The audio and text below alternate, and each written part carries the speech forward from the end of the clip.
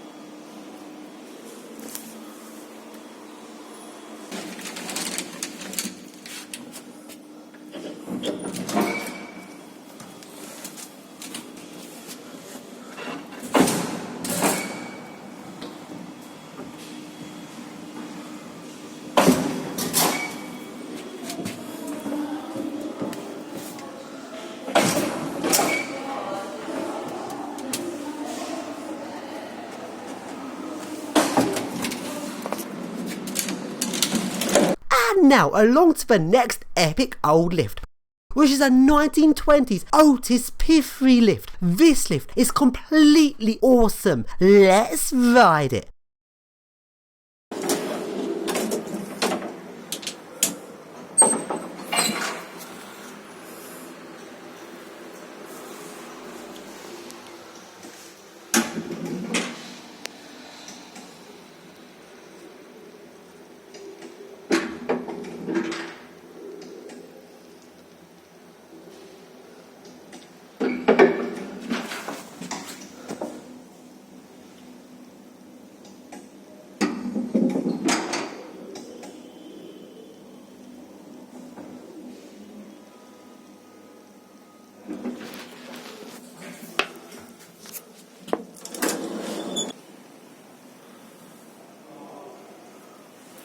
And now to the next epic old lift. This one's been modernised a bit. It's been modernised with new doors, but only some floors have these new doors, and the lift no longer stops at the floors that still have the original doors. I'm guessing the people on these floors refuse to pay for the modernisation of the lift. Even though it's modernised, it's still very old feeling and still very epic.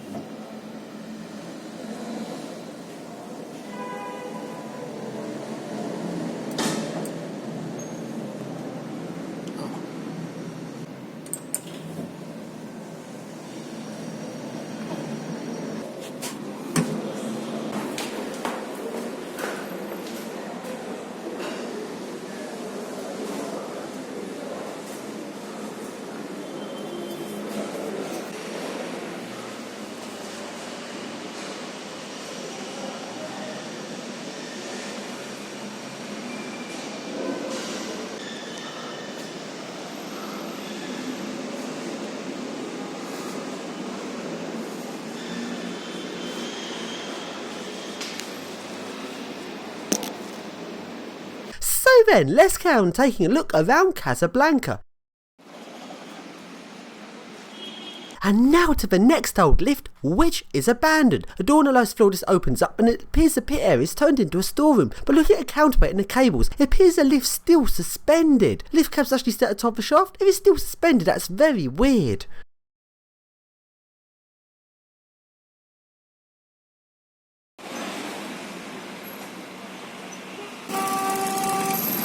And there is an old Leyland bus. And going into a car mechanic's place, there's a really interesting old lift. I don't actually know if it still works or if it's abandoned. Right then, now for our next lift surf, which is an older lift, possibly a 1980s Otis, has been modernised by Otis. Let's surf it!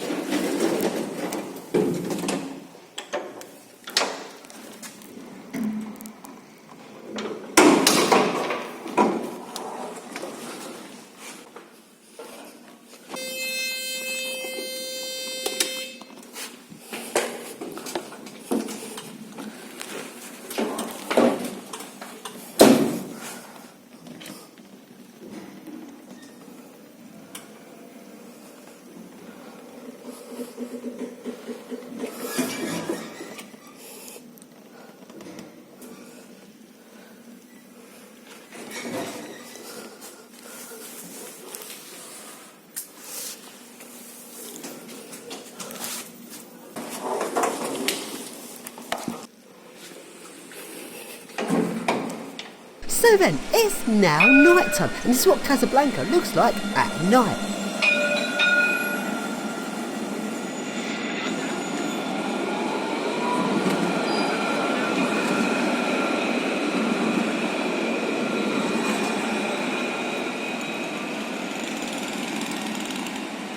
So that I now get back on the train back to Rabat.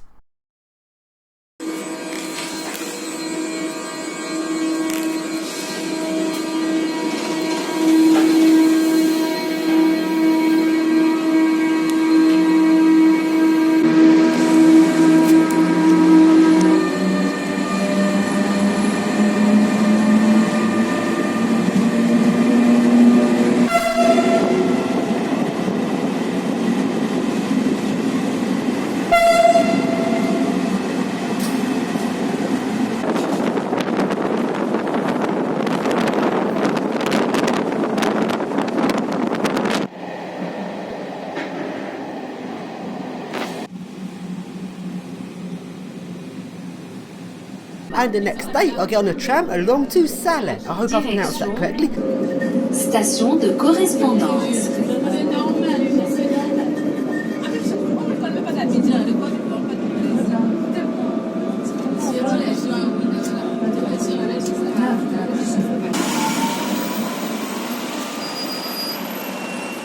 And let's take a look around and along into the old town, the Medina. And round in Medina, there's these big walls. These walls look really old and the whole place looks like something out of a storybook. So I got into the Medina and I'd say it's slightly less intense than the Rabat Medina, but it's very similar. There's people everywhere trying to sell you stuff and the streets are very narrow and cramped and it's very interesting.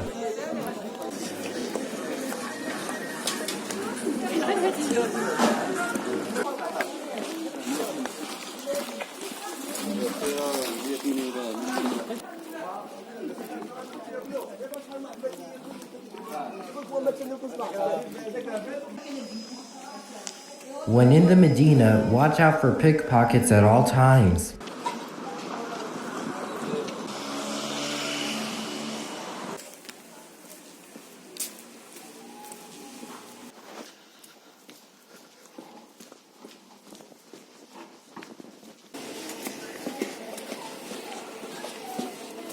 So then, coming out of a Medina, and let's take a look around.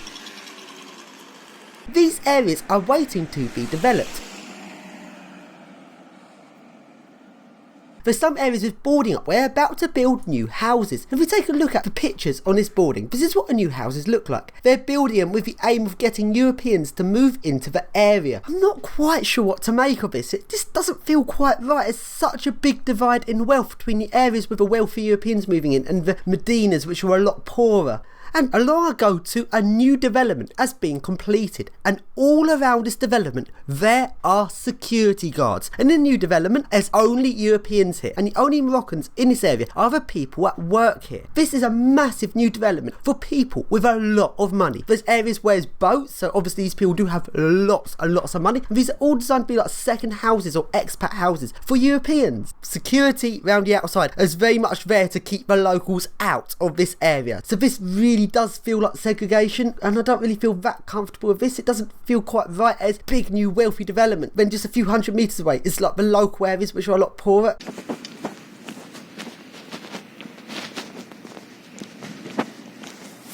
This estate is only for wealthy people with lots of money. Other people stay out. Well, I don't exactly have that much money. Well, since you are a white European, we don't mind if you are in the estate. What? That local guide's a bit racist. So then I cross back over the bridge to the back to find some more lifts.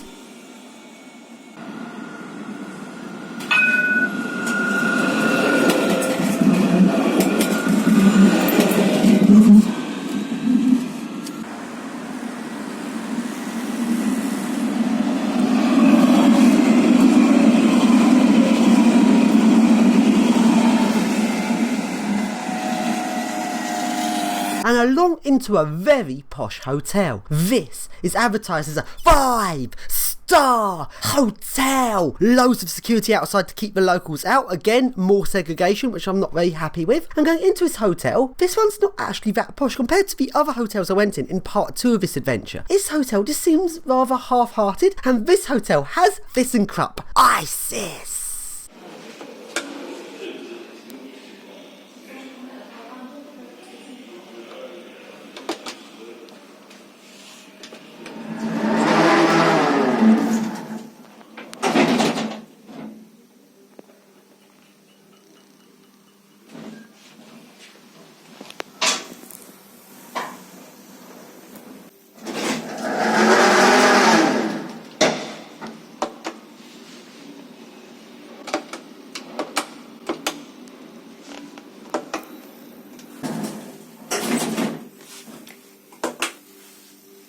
Oh, I've not got 1, 2, 3, 4 as a code to get to the settings.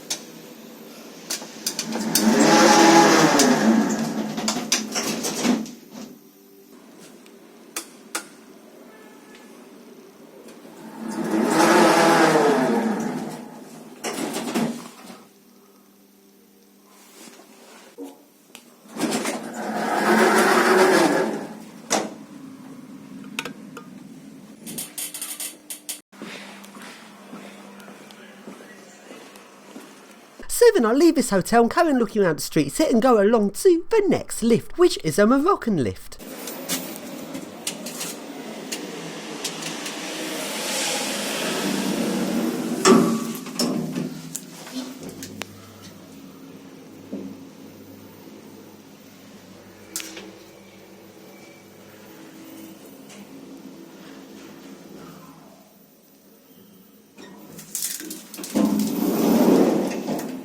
So then I go back to the airport, and there's buses to the airport every 3 hours before a flight departs. That's quite interesting. It's not a regular bus service, it's literally a bus for each flight. And the bus departs for about 3 hours before the flight. That's a very long time before the flight. It didn't take anywhere near that long to go through security. Quite a few warnings online saying you need to get to the airport really early. The most annoying thing about the airports here is they don't let you use mobile boarding passes. And I can't see any proper reason for this. The reason why you have to use a paper boarding pass is because your boarding pass gets stamped multiple times as you go through the security checks. And there is a fuckload of security checks. I had my passport and boarding card checked around almost 10 times at different stages. That is really excessive. And I just don't see what's necessary that you have to have a paper boarding pass. And the way you have to go through security and go through the desk and through the different parts of security here is very different to European airports. So then, let's just finish this video off with a nighttime scene of a train leaving Rabat station.